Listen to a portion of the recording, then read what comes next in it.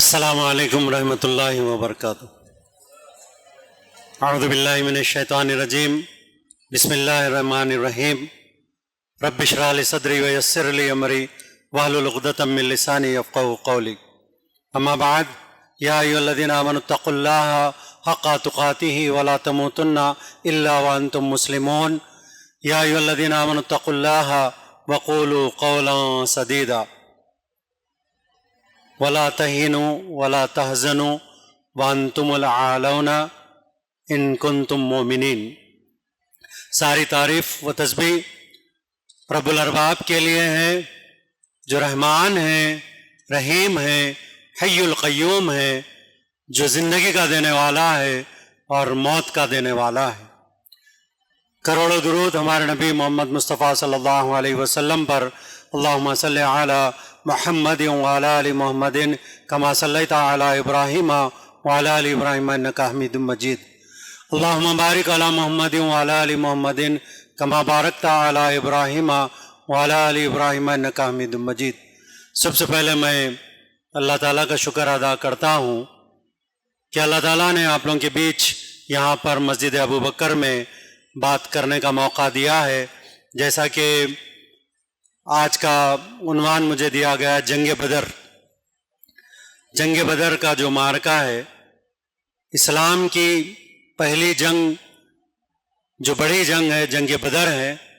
اور جنگ بدر 2 ہجری کو ہوئی، 2 ہجری 17 رمضان کو جنگ بدر ہوئی، اور مدینے سے تقریباً 153 کلومیٹرز 153 کلومیٹر دور پہ بدر کے مقام پر یہ جنگ واقع ہوئی۔ پیارے نبی صلی اللہ علیہ وسلم کو پتہ چلا کہ ابو سفیان لشکر لے کے وہاں سے گزرنے والا ہے، قریش کا لشکر لے کے، جو کہ بزنس کا لشکر تھا، وہ وہاں سے لے جانے والا تھا۔ تو پیارے نبی صلی اللہ علیہ وسلم نے اس کو روکنے کے لیے پلان کیا، اور پلان کرتے وقت ابو سفیان کو پتہ چل گیا، اور ابو سفیان نے کیا کیا، قریش کے لوگوں کو، مکہ کے لوگوں کو آواز دی، اور 1000 لوگ جنگ کرنے کے لیے تیار ہو گئے۔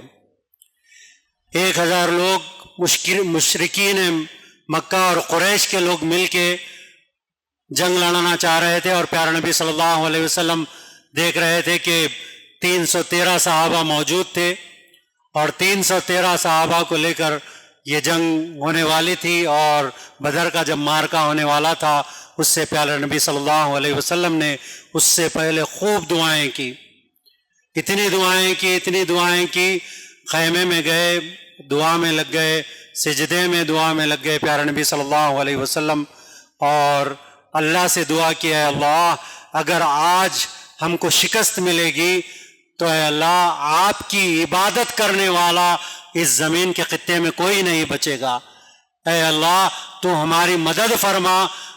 اور اللہ سے خوب گڑ گڑا کے دعا کی۔ ہم لوگ دعاؤں کا اہتمام نہیں کرتے دوستو، ہم تمام لوگوں کو چاہیے کہ زیادہ سے زیادہ دعاؤں کا اہتمام کرنا چاہیے۔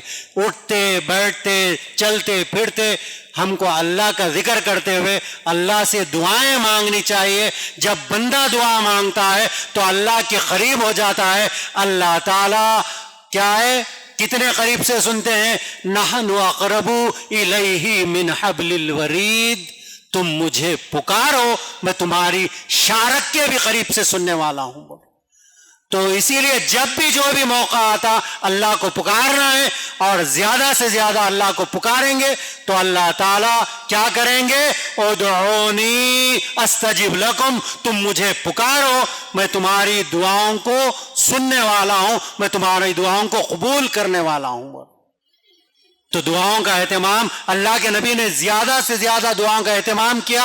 اللہ کے نبی یہاں تک کہ سجدے میں گئے، کتنی دیر ہو گئی، پیارے نبی صلی اللہ علیہ وسلم سجدے سے اپنا سر نہیں اٹھا رہے تھے۔ ابو بکر صدیق رضی اللہ تعالیٰ عنہ گئے، قریب گئے، اور پیارے نبی صلی اللہ علیہ وسلم کو جب سجدے میں تھے اللہ کے نبی کو اٹھا کے بولے اللہ کے نبی کو ہمت باندھی اور کہا ہے اللہ کے نبی ہم آپ کے ساتھ میں ہیں، ہم موسیٰ علیہ السلام کی قوم کے لوگوں کے جیسے نہیں ہیں، اللہ کے نبی ہم آپ کے ساتھ ہیں، آپ ہمت سے رہیے۔ پیارے نبی صلی اللہ علیہ وسلم کو ابو بکر صدیق نے ہمت دلائی اور جنگ کا معرکہ کچھ دیر میں شروع ہونے والا تھا۔ پھر سارے کے سارے جنگ کے پورے لوگ جمع ہو گئے۔ پھر اس کے بعد پیارے نبی صلی اللہ علیہ وسلم بھی تھے اور سامنے 1000 لوگوں کی فوج تھی، 1000 لوگوں کی فوج تھی، لیکن 313 ہمارے پاس تھے۔ اور آپ تمام لوگوں کو یہ سن کے حیرت ہوگی، صرف 2 گھوڑے مسلمانوں کے پاس تھے، 2 گھوڑے تھے اور کچھ اونٹ تھے، اور سارے کے سارے مسلمان پیدل زمین پہ ٹھہر کے جنگ لڑنے کے لیے ٹھہر گئے۔ 2 گھوڑے کس کے پاس تھے؟ زبیر بن عوام کے پاس رضی اللہ تعالیٰ عنہ کے پاس ایک گھوڑا تھا، اور حضرت علی رضی اللہ تعالیٰ عنہ کے پاس ایک گھوڑا تھا۔ اور جیسا جنگ شروع ہونے والی تھی، جب یہ ہوتا تھا کہ جنگ سے پہلے للکارتے تھے، آواز دیا جاتا تھا، اور 1 to 1 لڑائی ہوتی تھی۔ ہم آج کل بولتے ہیں نا ہینڈ ٹو ہینڈ لڑ لیں گے، آجا ہینڈ ٹو ہینڈ مل کے لڑ لیں گے، دیکھ لیں گے کس کا نے کتنا دم ہے۔ 4 لوگوں کے ساتھ کہاں رہا؟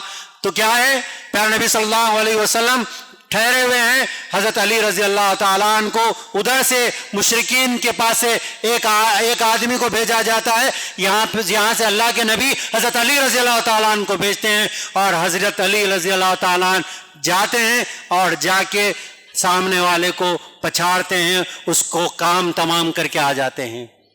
پھر دوسرے وہ لوگ مشرکین مکہ کے پاس زیادہ مال بھی تھا اور زیادہ تیاری کے ساتھ آئے تھے، مشرکین مکہ دوسرے ایک ایسے سپاہی کو بھیجتے ہیں جو پورا زرہ پہنا ہوا تھا، پوری زرہ پہنا ہوا تھا، لوہے کا ڈریس پہنا ہوا تھا، لوہے کی ٹوپی پہنا ہوا تھا۔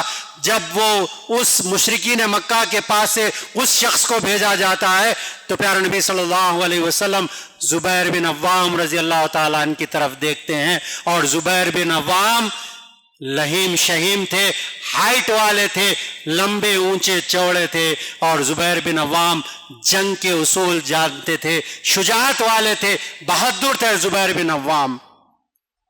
ہم تمام لوگوں کو بھی چاہیے دوستو، ہم تمام لوگ اپنی فزیکل ایکٹیویٹی میں رہیں، ہم تمام لوگ اپنی صحت کا خیال رکھیں، ہم تمام لوگوں کی ذمہ داری ہے، اللہ تعالیٰ نے ہم کو فزک دی ہے، ہم کو باڈی دی ہے، تو یہ باڈی کو اس کو صحیح طریقے سے رکھنا ہم تمام لوگوں کی ذمہ داری ہے، صحت مند مومن بننے کی ذمہ داری ہے۔ لیکن ہماری صبح کب ہو رہی؟ ہماری رات کب ہو رہی؟ صبح کے وقت ہماری رات ہو رہی، اور صبح ہم لوگ سو رہے ہیں۔ ہماری کامیابی فجر کی نماز سے ہے، لیکن مسلمان فجر کی نماز میں آج سو رہا ہے۔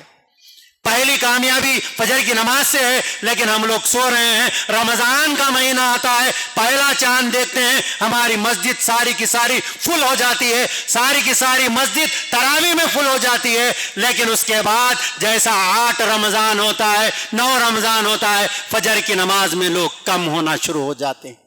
تراویح میں آپ لوگ دیکھیے، تراویح میں کم ہو رہے ہیں، ہمارا ایمان پست ہوتا جا رہا ہے۔ دوستو، ہمارے ایمان کو مضبوط کرنے کی ضرورت ہے، اور جنگ بدر کا یہ پیغام ہے کہ ہمارے ایمان کو مضبوط کرنے کے لیے یہ پیغام ہے ہمارے لیے۔ اور اگر ہم اپنے ایمان کو مضبوط کریں گے تو اللہ تعالیٰ جس طریقے سے بدر میں کیا کیا، اللہ تعالیٰ نے بدر میں اللہ تعالیٰ نے فرشتوں کے ذریعے ہماری مدد کے لیے فرشتوں کو بھیجا۔ ہماری بھی مدد ہو سکتی ہے اگر ہم ایمان والے بنے، لیکن ہم رات بھر جاگ رہے ہیں۔ یہ رات کے جاگنے کا جو مشغلہ ہے چھوڑنے کی ضرورت ہے۔ اگر آپ صحت مند مومن بننا چاہتے ہیں، جلدی سو جائیے، تہجد سے اٹھیے، فجر سے اٹھیے، اور اپنی فزیکل فٹنس کا اہتمام کیجیے، اچھی صحت بنائیے۔ اچھی صحت کسی کو مارنے کے لیے نہیں ہے، اچھی صحت اپنا دفاع کرنے کے لیے، ڈیفنس کے لیے بنانا ہے،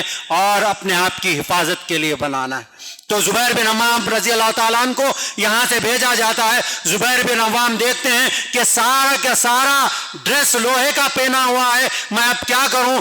زبیر بن عوام کے پاس ایک بھالا ہوتا ہے, بھالا, وہ زبیر بن عوام وہ بھالا لیتے ہیں, بھالے سے زبیر بن عوام آگے بڑھتے ہیں. اور زبیر بن عوام کا نشانہ بہت زبردست تھا, بہت بہترین نشانے باز تھے. زبیر بن عوام کیا کرتے ہیں, آگے والا جب سامنے آتا ہے زبیر بن عوام بھالا لے کے, وہ جو ڈریس ہوتا ہے لوہے کا, وہ ڈریس کے اندر سے جہاں سے آنکھ نظر آتی ہے زبیر بن عوام وہ بھالا مارتے ہیں اور بھالا جا کے آنکھ کی جگہ سے لگتا ہے, اور لگ کے یہ جو ٹوپی ہوتی ہے وہ زرا کا ٹوپی اس کو چیرتے ہوئے باہر نکل جاتی ہے. یہ ہمارے مسلمانوں کا اور صحابہ اکرام کی یہ طاقت تھی. یہ بیٹل آف یہ جو بدر تھا, یہ مارکے میں زبیر بن عوام کا بہت بڑا رول تھا, اور وہاں سے تمام جو ساتھیاں تھے تمام لوگوں کو ہمت ملی اور وہاں سے جنگ بڑی. بہت طویل کہانی ہے, میں صرف یہ کہنا چاہوں گا کہ 14 مسلمان اس جنگ میں 14 مسلمان شہید ہوئے, اور آگے مشرک کتنے 70 مشرکوں کو ڈھیر کر دیا گیا اور سارے کے سارے لوگوں کو پکڑ لیا گیا. لیکن اس کے لیے کیا ہے, اتنا ایمان کا جذبہ تھا مسلمانوں میں. اس وقت بھی پیارے نبی صلی اللہ علیہ وسلم نے بدر کے مقام پہ نماز ادا کی. اس وقت بھی نماز کی معافی نہیں تھی, جنگ کے وقت بھی نماز کی معافی نہیں ہے, لیکن مسلمان یہ سوچ رہا ہے اب میں نے سحری کی, سحری کر کے میں گھر میں نماز پڑھوں گا اور سو جاؤں گا. نہیں دوستو, اللہ کی مسجدوں کی طرف آنا ہے. مسجد میں آ کے اگر نماز پڑھیں گے تو فرشتوں کی دعاؤں میں رہیں گے. فرشتے ہمارے لیے دعا کرتے ہیں جب بندہ مسجد میں آتا ہے. بخاری کی حدیث میں آتا ہے جب بندہ مسجد میں آتا ہے تو فرشتے اس کے حق میں دعائیں کرتے رہتے ہیں. کیا دعائیں کرتے رہتے ہیں؟ اللہم اغفر لہو, اے اللہ اس بندے کی مغفرت فرما. اللہم ارحمہ, اے اللہ اس بندے پر رحم فرما. اللہم تب الیہ, اے اللہ اس بندے کی توبہ قبول فرما. یہاں تک کہ بندہ مسجد سے لے کے اپنے گھر تک جاتا ہے فرشتے اس کے حق میں دعائیں کرتے رہتے ہیں. یہ فائدہ ہے. لیکن ہم لوگ مسجدوں کی طرف نہیں آ رہے ہیں. مسجدوں کا رخ کرنا ہے, صرف رمضان میں نہیں, رمضان کے بعد بھی کرنا ہے. ہمارے ایمان کو مضبوط کرنا ہے. پیارے نبی صلی اللہ علیہ وسلم جنگ کا معرکہ ہو رہا ہے, اس کے اندر آپ تمام لوگوں سے جو پیارے نبی صلی اللہ علیہ وسلم سے جو محبت تھی, جو بچوں کو بھی جو محبت تھی اللہ کے نبی سے ٹوٹ کے محبت کرتے تھے, صرف زبان سے محبت نہیں, پیارے نبی صلی اللہ علیہ وسلم سے ٹوٹ سے محبت کرتے تھے. 2 بھائیوں کا نام میں لینا چاہوں گا, ایک کا نام تھا معاذ اور ایک کا نام تھا معوذ.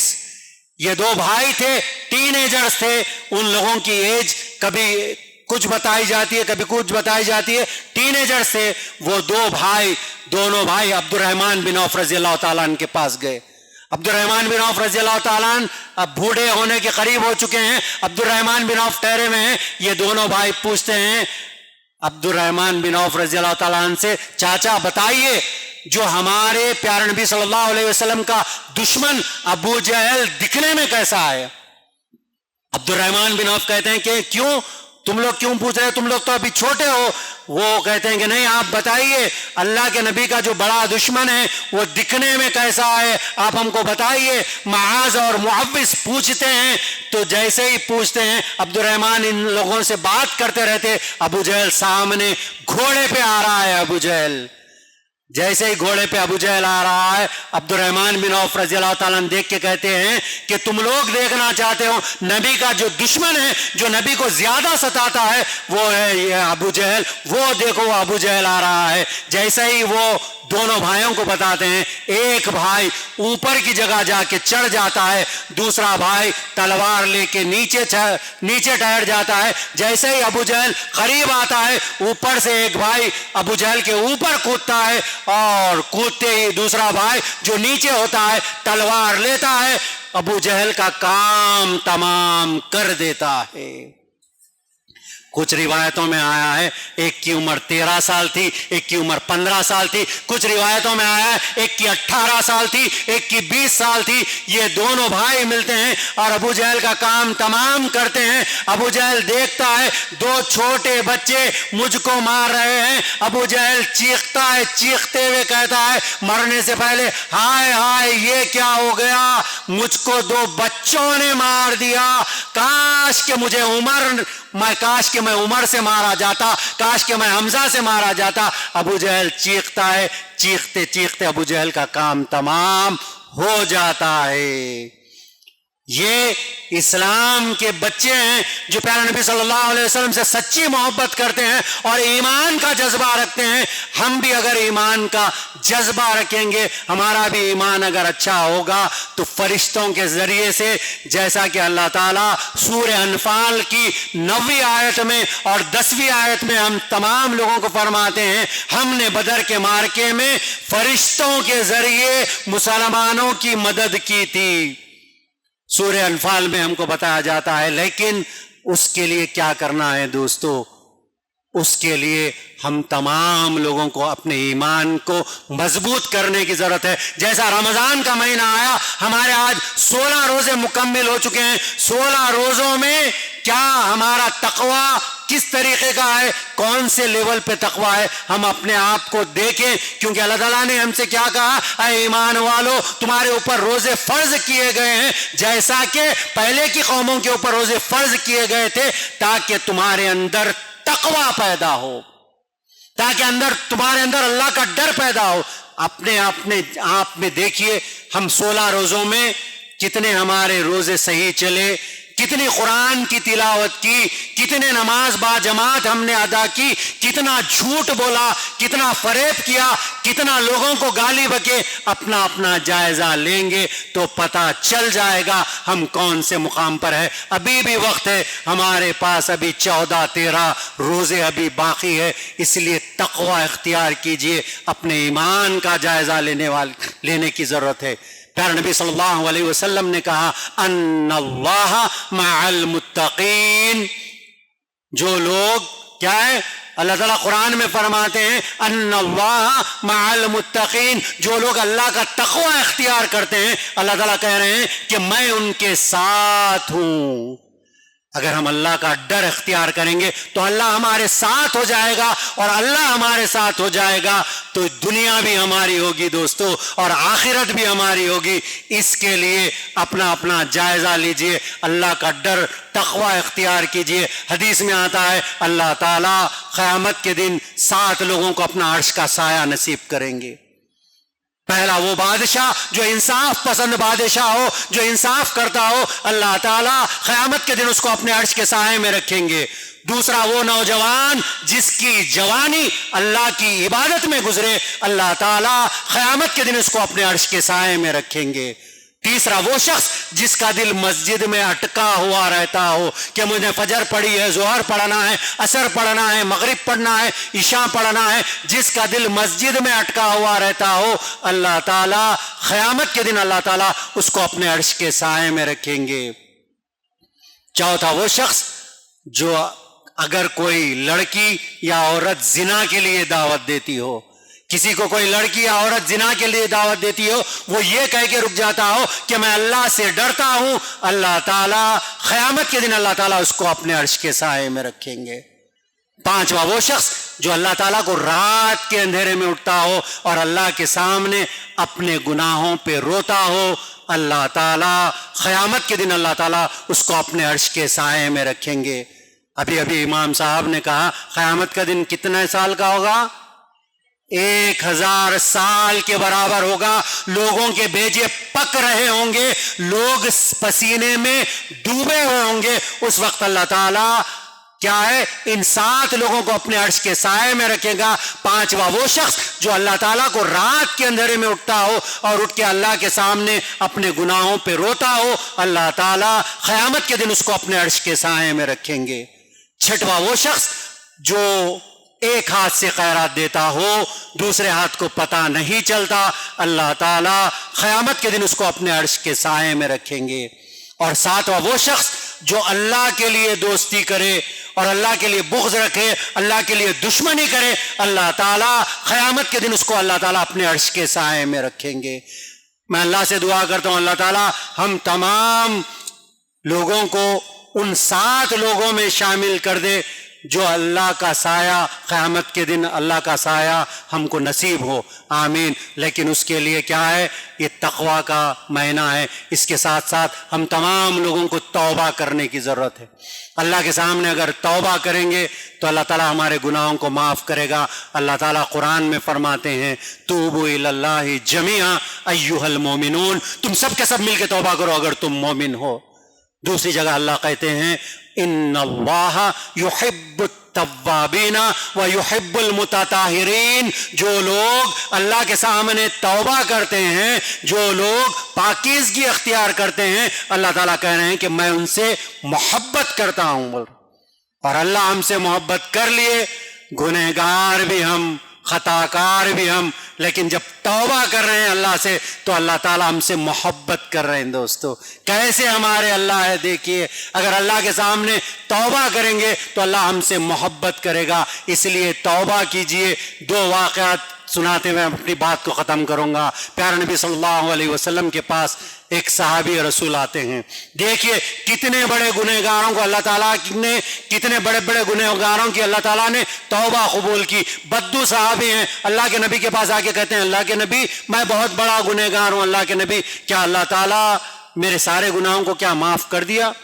تو اللہ کے نبی نے کہا تم نے دوسرا دین چھوڑ دیا، تم اسلام میں آ گئے، اللہ تعالیٰ نے تمہارے سارے گناہ معاف کر دیے۔ لیکن یہ صحابی کہتے ہیں اللہ کے نبی میں بہت بڑا گنہگار ہوں، میں بہت بڑا گناہ کیا تھا، اے اللہ کے نبی میں گناہ سناؤں گا تو آپ بھی مجھے معاف نہیں کریں گے۔ پیارے نبی صلی اللہ علیہ وسلم کہتے ہیں تم گناہ کیا کیے سناؤ تو صحیح۔ بولے اللہ کے نبی میں اپنی کنٹری سے دوسری کنٹری جانے والا تھا تو اس وقت میری بیوی حاملہ تھی، میری بیوی پریگننٹ تھی، تو اللہ کے نبی میں اپنی بیوی سے کہا اگر لڑکا ہوا تو زندہ رکھنا، لڑکی ہوئی تو زندہ دفن کر دینا۔ اے اللہ کے نبی میں یہ بول کے گیا ہی تھا، کچھ سال کے بعد میں آیا تو میری بیوی نے مجھ سے جھوٹ کہا، اس نے کہا کہ لڑکی ہوئی تھی ہم نے اسے زندہ دفن کر دیا، حالانکہ اس لڑکی کو اپنی بہن کے پاس پلنے کے لیے چھوڑ دیا گیا تھا۔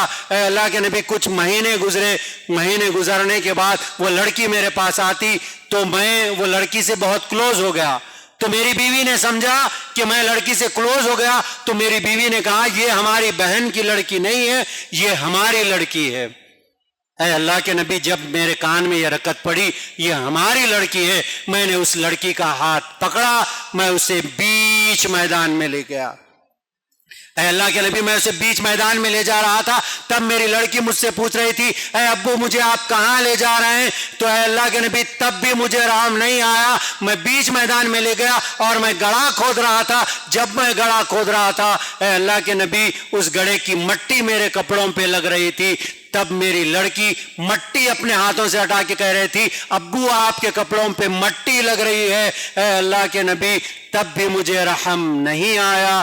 اے اللہ کے نبی میں نے اس لڑکی کو اس گڑھے میں ڈالا اور ڈال کے میں نے اسے زندہ دفن کر دیا۔ اے اللہ کے نبی کیا اللہ تعالیٰ میرے اس گناہ کو بھی کیا معاف کرے گا؟ پیارے نبی صلی اللہ علیہ وسلم کے چہرے پہ آنسو آ جاتے ہیں۔ حضور صلی اللہ علیہ وسلم اپنا چہرہ جھکائے ہوئے ہیں اور یہ صحابی پوچھ رہے ہیں اے اللہ کے نبی آپ مجھے بتائیے کیا اللہ تعالیٰ میرے اس گناہ کو بھی کیا معاف کرے گا؟ حضور صلی اللہ علیہ وسلم نیچے مونڈی ہے اور حضور صلی اللہ علیہ وسلم سے یہ صحابی پوچھ رہے ہیں اے اللہ کے نبی مجھے بتائیے کیا اللہ تعالیٰ میرے اس گناہ کو بھی کیا معاف کرے گا؟ تھوڑی دیر میں جبریل امی سورہ زمر کی آیت کو لے کر نازل ہو جاتے ہیں، لا تقنطوا من رحمت اللہ، لا تقنطوا من رحمت اللہ ان اللہ یغفر الذنوب جميعا انہ هو الغفور الرحیم۔ میری رحمت سے مایوس نہ ہونا، میری رحمت سے مایوس نہ ہونا، میں بڑا معاف کرنے والا اور رحم کرنے والا۔ ایسے ہمارے اللہ ہے دوستو، اللہ سے جتنے گناہ ہوئے توبہ کر لیجئے، جتنے بھی گناہ ہم سے سرزد ہوئے اللہ کے سامنے توبہ کیجئے، اللہ سے نا امید نہیں ہونا اور اللہ سے توبہ کرنا ہے۔ اور اللہ تعالیٰ سورہ فرقان کی 70ویں آیت میں کہتے ہیں جتنے لوگ ہم یہاں پر بیٹھے ہوئے، چاہے عمر ہماری 70 سال کی کیوں نہ ہو جائے، 90 سال کی کیوں نہ ہو جائے، اللہ تعالیٰ سورہ فرقان میں کہہ رہے ہیں اِلَّا مَن تَابَ وَآمَنَ وَعَمِلَ عَمَلًا صَالِحًا فَأُولَٰئِكَ يُبَدِّلُ اللَّهُ سَيِّئَاتِهِمْ حَسَنَاتٍ۔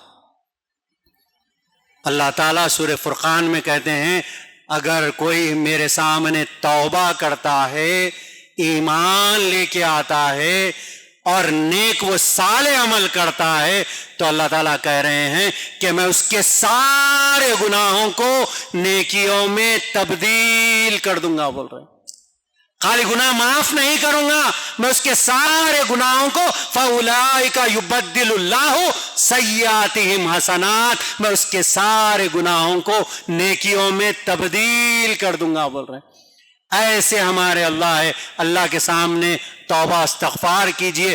بہت کم دن رہ چکے ہیں، اس دنوں کو غنیمت جانیے، اور اگر ہمارا ایمان مضبوط ہو گیا تو بدر میں 313 صحابہ نے 1000 لوگوں کے اوپر کیا ہے سبقت پائی تھی، اور کیا ہے وہ آیت بار بار وہ آیت ہم سنتے ہیں وَلَا تَهِنُوا وَلَا تَحْزَنُوا وَأَنْتُمُ الْأَعْلَوْنَ إِن كُنتُم مُّؤْمِنِينَ، تم نہ سستی کرو، نہ تم ہمت ہارو اور نہ غمگین ہو، تم ہی غالب رہو گے اگر تم ایماندار ہو۔ ایمان کے لیول کو بڑھانا ہے۔ اس جنگ سے یہ پتہ چلتا ہے کہ اگر ہمارا ایمان اس لیول پہ اگر ہم ایماندار ہو گئے، ایمان والے مضبوط ایمان والے ہو گئے، تو اللہ تعالیٰ آج بھی فرشتوں کے ذریعے ہماری اللہ تعالیٰ مدد کر سکتے ہیں۔ یہ جنگ بدر کا یہ پیغام ہے۔ میں اللہ سے دعا کرتا ہوں اللہ تعالیٰ بولنے سے زیادہ سننے سے زیادہ اللہ تعالیٰ ہم تمام لوگوں کو عمل پیرا ہونے کی توفیق عطا کرے۔ اے اللہ جب تک زندہ رکھ، اے اللہ اسلام پہ زندہ رکھ، اے اللہ جب ہمارا خاتمہ ہو رہا ہو، اے اللہ ہماری زبانوں پہ لا الہ الا اللہ محمد الرسول اللہ کا کلمہ جاری فرما۔ اے اللہ جو لوگ پریشان حال ہے ان کی پریشانیوں کو دور فرما۔ اے اللہ پیارے نبی صلی اللہ علیہ وسلم کی رفاقت نصیب فرما۔ اے اللہ پیارے نبی صلی اللہ علیہ وسلم کے ہاتھوں سے جام کوثر عطا فرما۔ اے اللہ جس طریقے سے آپ نے ہم تمام لوگوں کو یہاں پر جمع کیا ہے، اے اللہ تمام لوگوں کی دلی مرادوں کو پورا فرما۔ اے اللہ ہم تمام لوگوں کو جنت الفردوس میں جمع فرما۔ اے اللہ جن کے ماں باپ اس دنیا سے جا چکے ہیں، اے اللہ ان کی مغفرت فرما۔ اے اللہ ان کو قبر کے عذاب سے بچا لے۔ اے اللہ ان کو جنت الفردوس عطا فرما۔ اے اللہ جو لوگ بیمار ہیں، اے اللہ انہیں شفاء کاملہ عاجلہ مستملہ عطا فرما۔ اے اللہ ہمارے مرحومین کی مغفرت فرما۔ اے اللہ ہماری آنکھیں گنہگار ہیں لیکن آپ کا دیدار کرنا چاہتے ہیں اللہ۔ اے اللہ گنہگار بندے ہیں لیکن اے اللہ آپ کا دیدار کرنا چاہتے ہیں اللہ۔ اے اللہ ہم تمام لوگوں کو جنت الفردوس میں آپ کا دیدار نصیب فرمائیے۔ آمین وآخر دعوانا ان الحمد للہ رب العالمین۔ اللہم صلی علی محمد وعلی آل محمد کما صلیت علی ابراہیم وعلی آل ابراہیم انک حمید مجید۔ سبحان ربک رب العزت عما یصفون وسلام علی المرسلین والحمد للہ رب العالمین۔